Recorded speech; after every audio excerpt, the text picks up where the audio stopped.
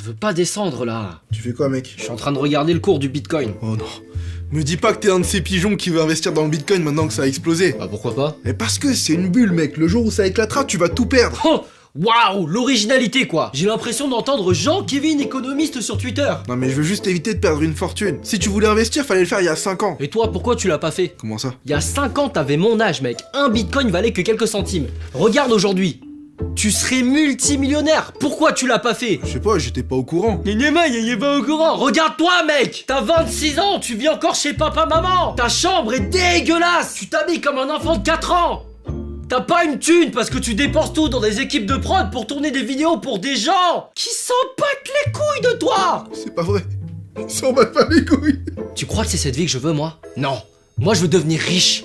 Et aujourd'hui, pour devenir riche, il faut acheter du Bitcoin. Merde! Putain! Pile au moment où j'achète, ça s'effondre! Je t'avais prévenu, mec. Je viens de perdre 4000 balles, là! T'as qu'à faire un placement de produit. Ah ouais, j'avoue. C'est bon, je suis à l'équilibre. Écoute, mec, le jour où tu comprendras que le Bitcoin n'est qu'une monnaie fictive, et surtout que l'argent ne fait pas le bonheur, là j'aurai accompli mon rôle de grand frère. Mais oui, c'est ça! Quoi? T'as raison, mec! L'argent ne fait pas le bonheur! Ou tout du moins jusqu'à aujourd'hui! Hein? C'est évident, le Bitcoin est en réalité la pièce manquante du puzzle. C'est la dernière monnaie nécessaire pour que l'argent fasse le bonheur! Je te suis pas du tout là. Regarde, tu parlais de monnaie fictive, mais en dehors du Bitcoin, quelles sont les 5 monnaies les plus connues au monde? Le dollar, l'euro, le yuan, le pound et les pesos mexicains? Exactement! Et si on regarde l'histoire de chacune de ces monnaies, elles ont toutes contribué d'une façon ou d'une autre au bonheur, mais pas pleinement! Quoi? C'est pas compliqué, mec. Reprenons dans l'ordre chronologique. La plus ancienne de ces 5 monnaies est le pound, aussi connu sous le nom de livre sterling. Elle a été inventée au Moyen-Âge, quand la plupart des gens pensaient encore que la Terre était plate. Putain, ce qu'ils étaient cons! Justement, ce qui empêchait le peuple d'être heureux à l'époque, c'était son manque de connaissances envers le monde qui l'entourait. Les Anglais ont donc très vite compris qu'afin d'atteindre le bonheur, ils devraient placer le savoir au cœur de leur société. Savoir qui se trouve dans... Les livres?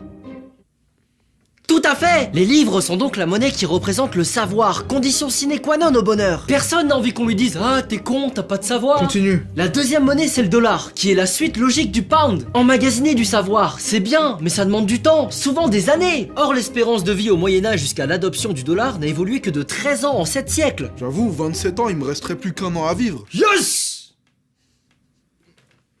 L'obstacle principal au bonheur au XVIIIe siècle était donc la faible durée de vie. C'est pourquoi les Américains ont décidé de créer le dollar comme symbole de la santé. Car vivre plus longtemps pour eux signifiait se rapprocher du bonheur. Non mais n'importe quoi! Depuis quand américain ou dollar rime avec santé? Me dis pas que tu vois pas la ressemblance évidente entre le signe du dollar et le logo serpent des pharmacies.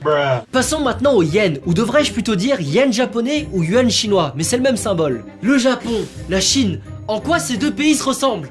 Je te préviens Henri, si tu fais une blague raciste. Le travail! C'est le travail! Ce sont deux pays connus pour être extrêmement travailleurs. De ce fait, les yuan ou yens représentent donc le courage, le goût de l'effort, le dépassement de soi, qui est une composante essentielle au bonheur. Tu peux pas être heureux si tu stagnes toute ta vie, n'est-ce pas Kevin?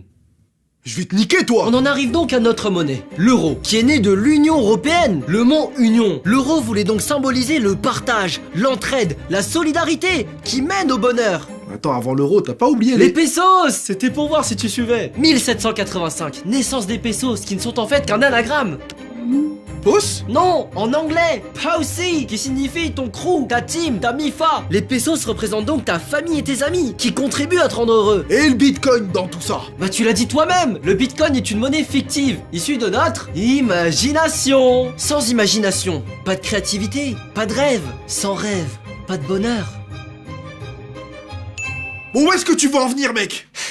Tu vois Kevin, le bonheur c'est quand tu as une famille et des amis suffisamment généreux pour prendre soin de toi et te motiver à travailler dur afin d'accomplir tes rêves et ne pas passer pour un con. Le bitcoin seul ne fait pas le bonheur, mais ce n'est qu'une fois associé à toutes les autres monnaies que nous pourrons enfin mener une vie paisible. Oh, j'achète!